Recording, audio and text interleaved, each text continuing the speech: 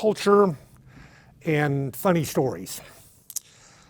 We buy this bank, which is a whole nother story, but it had $1,150,000 in cash in it.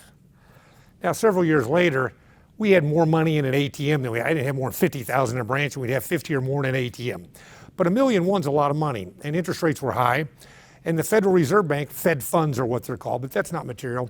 What's important is they will pay you interest, but when they're in a vault, they won't. So my partner and I sat around and we said, we could take $750,000. We didn't really know what we were doing. If we put that in the Fed, we'd make like an extra $65,000 a year. So all of a sudden we're making $5,000 more a month by moving $750,000. So being the genius that I am, I called Brinks. And Brinks said, it's $250 and we can come up next Thursday. Well, I hung up and I said, well, I'll get back to you. And I hung up and I thought about that and I said, wait a minute.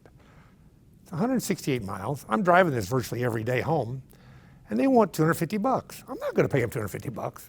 So seriously, we loaded $750,000 in the back trunk of my Buick. Do you all understand how much money $750,000 is? I mean, my car was riding like this. What was I thinking? I drove 168 miles of 2-lane road virtually all the way with no insurance on the $750,000 home. And then I get home and it's dark and it's night and you go, oh, what are we gonna do?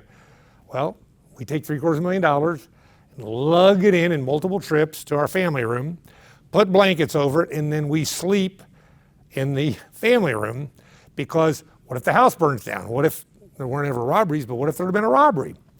And all of a sudden, it's 4:30 in the morning, what do? We get up, we load the $750,000 back in the trunk of the Buick, drive downtown to the Federal Reserve Bank, and at 5-something in the morning, there's a line of Brinks armored trucks going in to get cash or deliver cash, and there's a red Buick in the same line, all for $250. But we made 60-some thousand more a year, and we saved the money. Little culture there, a little crazy, and a little cash.